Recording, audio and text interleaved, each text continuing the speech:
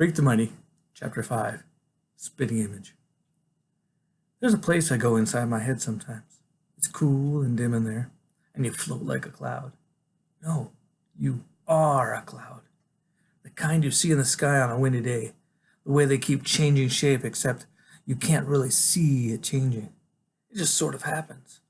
And suddenly you realize the cloud that looks like a big hand with fat fingers now looks like a catcher's mitt or a big soft TV set. Like that. Anyhow, I went there right after the fair Gwen ran off with that look on her face like, what was he doing with my poor little boy? Stealing him away in the wagon.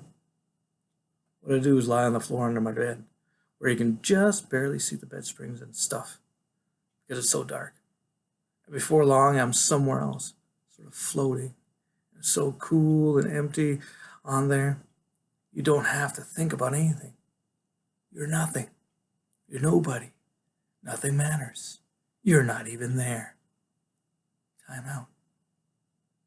Except this time I can't stay as long as I'd like because Graham is knocking on the door, going, Maxwell? Max, are you there? Please answer me, dear. It's important. Yeah, right. But I wedge out from under the bed. There's getting to be less and less room under there. And I dust myself off and open the door. There's no lock. But Graham has this thing about waiting until I say come in. She makes a big deal about not intruding. Maxwell, she says. She takes a little step inside the room, and you can tell she'd rather not be there. She makes this face because the place is dark and messy, and it probably smells like my socks or whatever. Max, dear, I'm sorry to bother you. You know I never come into the basement. But I just got a call from Graham Avery, and I think it's important. Oh, I'm thinking. Now the fair Gwen is calling up my Graham, probably to report a great hulking beast that lives in the cellar, and I close up inside, waiting for the worst. She called to say how sorry she was, Graham is saying. Oh. I guess she came to pick up her little boy. Is that right? You and Kevin were making friends?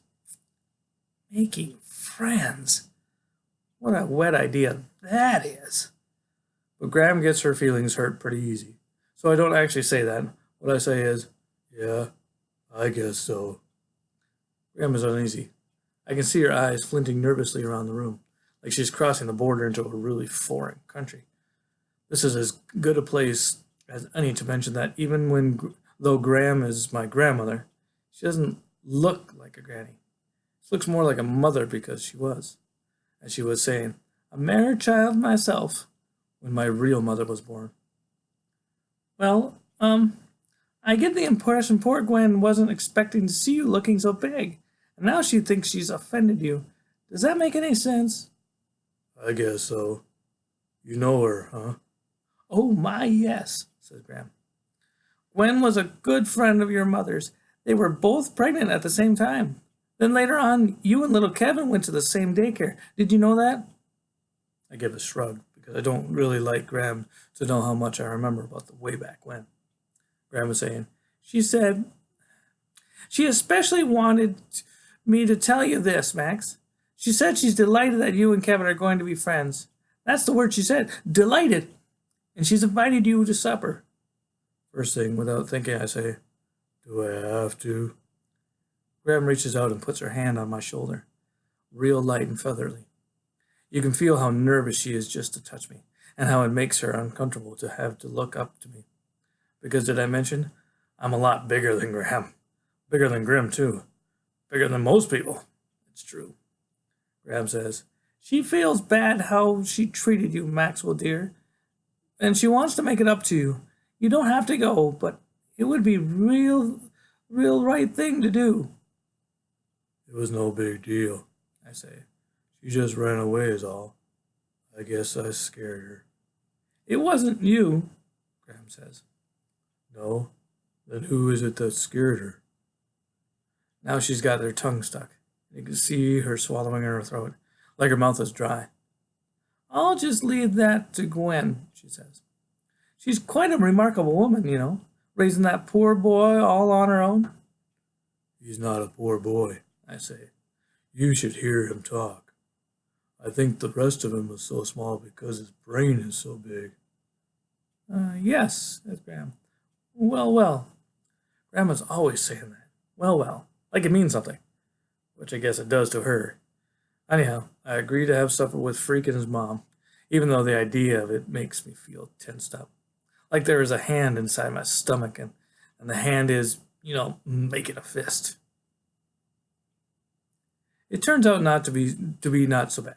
The fair Gwen, right away she's beaming at me, bouncing around the kitchen and talking a mile a minute so fast the words kind of smushed together. So did Susan, excuse me, if I got mention that my mother was bad until we got married, excuse me, and the man ways through the bed is crazy, scary, it won't be invented. It's like this delay while I sort it out. And then I go, yeah, Graham told me. And the stuff about her knowing my father and thinking he was sick in the head, I decided no comment was the way to go. You are the cutest little baby, Gwen says. I remember it like it was yesterday. We were all of us living over in the tenements in those days because the rent was so cheap and we were all just starting out. Freak is on the floor, digging through the packing boxes for pots and pans and stuff. He's almost inside this box. All you can see is his funny little rear end sticking out. You'd think he was maybe 2 years old. That's how small he is. Until you notice where his leg brace makes a lump in his pants. From inside the box he goes, Hey Gwen, leave the guy alone, huh? You're going spastic. Am I? Gwen asks. She's at the counter going through the drawers, looking for spoons or whatever. Sorry, Max. That is, I'm sorry we got off the wrong foot. It's just, you know. Freak's head pops out of the box. He's got this wicked know-it-all grin. What she means is, you're the spinning image of your old man. Gwen says, Kevin, please. Her voice is real small, like she's embarrassed. Yeah, I say. Everybody says that. They do? I shrug. It's really such a big deal for a boy to look like his father? Which is typical butthead thinking. Because, of course, it's a big deal. If your father happens to be in prison, which everybody in town knows about. It's not like there's any secret about what he did or why he's there, except everybody acts like it should be a secret. And the bigger I grow and the more I look like my old man, the worse it gets.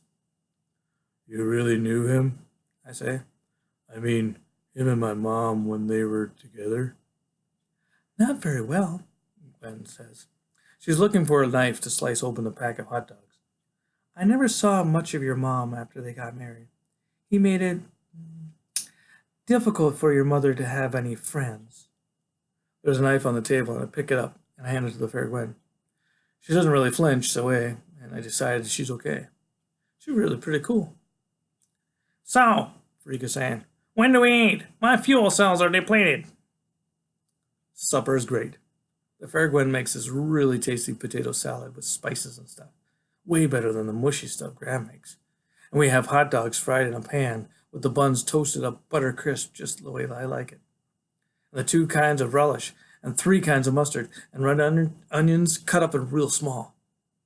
We sit out in the backyard eating from paper plates. And Freak tells us robot stories that are so strange and funny I'm laughing like a maniac. And then I'm choking and Freak is pounding me on the back. Expel the objects, Freak shouts. Regurgitate, you big moron. He gives me another thump and I cough up this yucky mess. But I'm still laughing so hard my nose is running. What a goon. Except it really is funny. Me trying to sneeze a hot dog through my nose. And we're both laughing like total morons. This is great, Gwen says, looking at Freak and me. I'm glad we decided to move back, you know. I feel like we're all getting a fresh start. It's time to go home. Graham gets nervous and I'm not back before dark. Everything seems really great, just like Gwen says. Except when I lie down on my bed, it hits me. Boom. I'm crying like a baby. The really weird thing is, I'm happy.